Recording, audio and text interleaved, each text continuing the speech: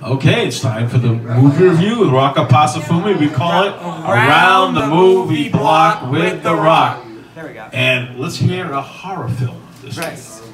Yes, I have picked, in light of Cinco de Mayo, I picked a very apropos themed film. It is a horror movie. It is known as The Curse of La Llorona. It is directed by Michael Chavez.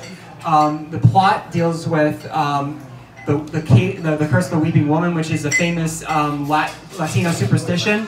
It deals with ignoring the eerie warning of a troubled mother suspected of child endangerment. A social worker, Anna Tate Garcia, played by Linda Cardellini, and her small kids are drawn into a frightening supernatural realm. Of course, you know, what's great about, I love ghost stories. Ghost stories are among my favorite types of horror movies. I like them because they have like a great mystique about them and a great creepiness factor to them, and that's why I love those types of movies.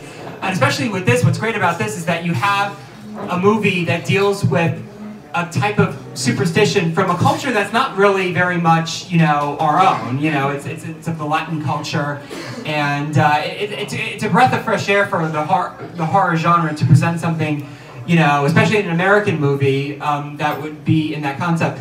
The thing about this movie, though, that kind of didn't really do it 100% for me, unfortunately, is the fact that there's a lot of what we call jump scares. Jump scares tend to be like kind of fake scares that, you know, they kind of put you off and they don't really kind of lead anywhere.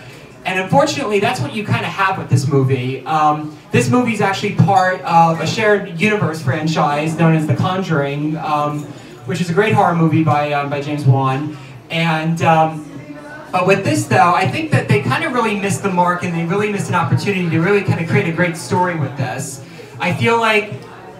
I think for most people that like horror movies, it's kind of maybe kind of so-so, but it doesn't really bring too much to the threshold of what we've ordinarily seen with horror movies, particularly ghost stories. I mean, I think some of the great ghost story horror movies include like The Ring, particularly.